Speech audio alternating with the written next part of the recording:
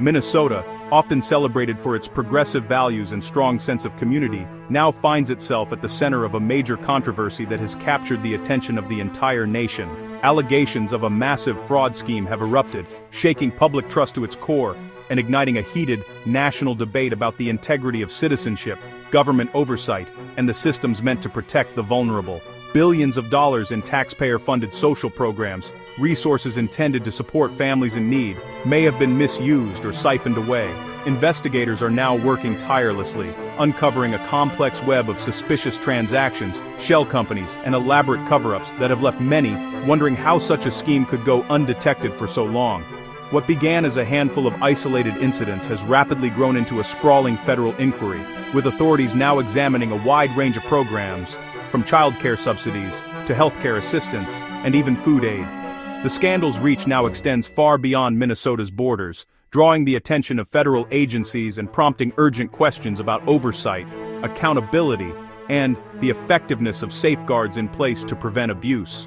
As the investigation unfolds, it is focused on businesses and individuals within Minnesota's Somali American community, a group that has long contributed to the state's cultural and economic fabric. This focus has created a tense and sensitive public conversation, with many community members feeling both scrutinized and unfairly targeted. Officials are quick to stress that the actions of a few individuals do not represent the entire community.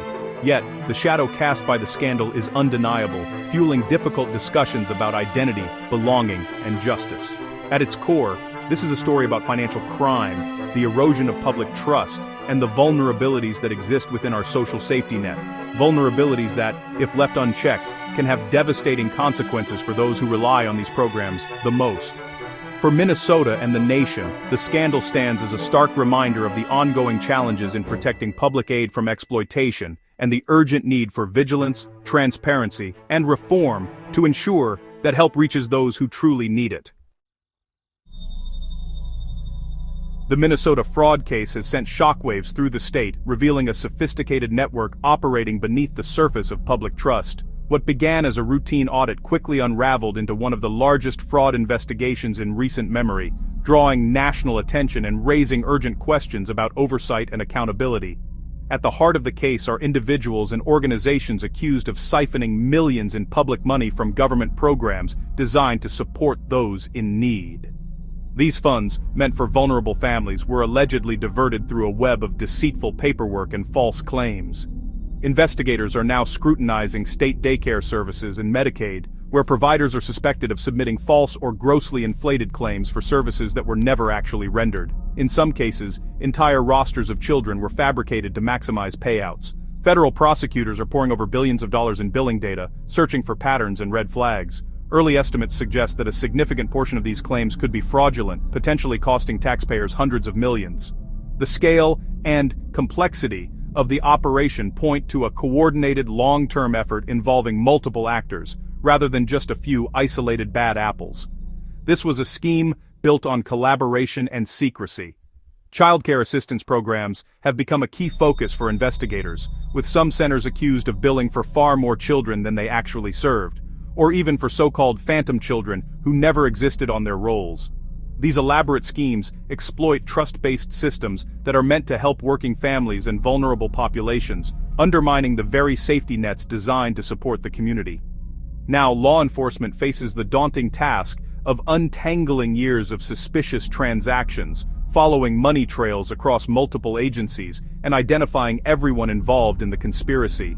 The case serves as a stark reminder of how easily public programs can be manipulated when oversight is weak, and highlights the urgent need for stronger safeguards to protect taxpayer dollars and the people who depend on these vital services. In response to the scandal, federal authorities are considering denaturalization, the rare process of revoking citizenship from naturalized Americans. This move signals a dramatic escalation, raising the stakes beyond financial penalties to the very right to remain in the country. Denaturalization applies only to those who became citizens through the legal process, not to natural-born citizens.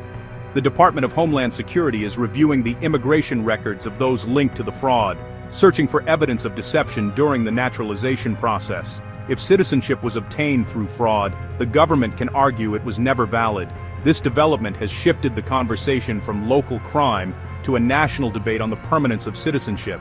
The government's willingness to consider denaturalization underscores the seriousness of the alleged crimes. The White House has made clear it's prepared to use every legal tool, including denaturalization, to address the Minnesota fraud.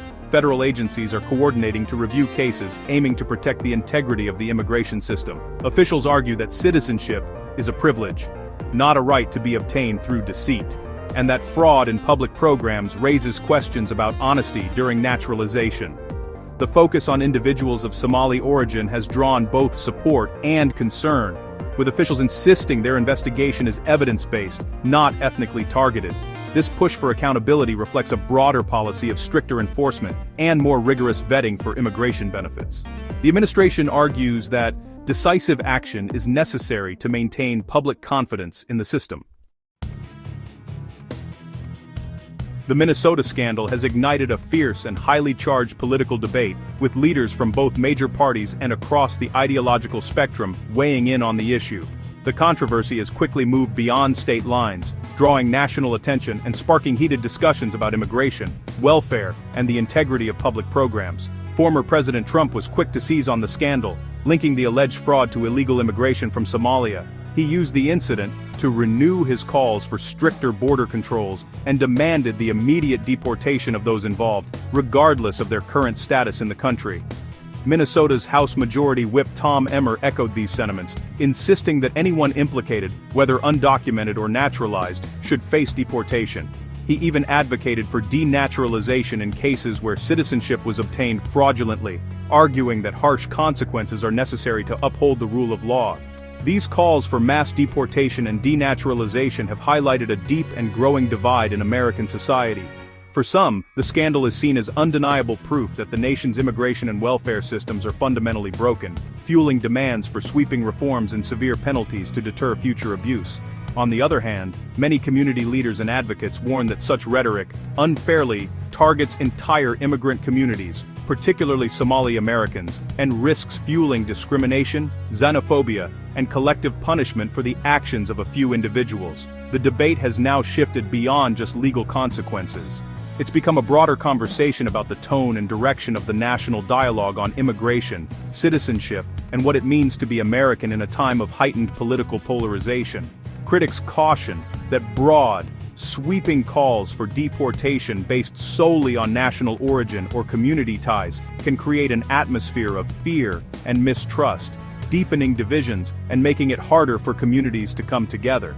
The scandal has become a symbolic battleground, representing competing visions of American identity, justice, and the nation's responsibilities to both protect its citizens and uphold its values of fairness and inclusion. As political reactions continue to unfold, what began as a criminal investigation has now transformed into a flashpoint for national policy debates, with far-reaching implications for the future of immigration and social policy in the United States.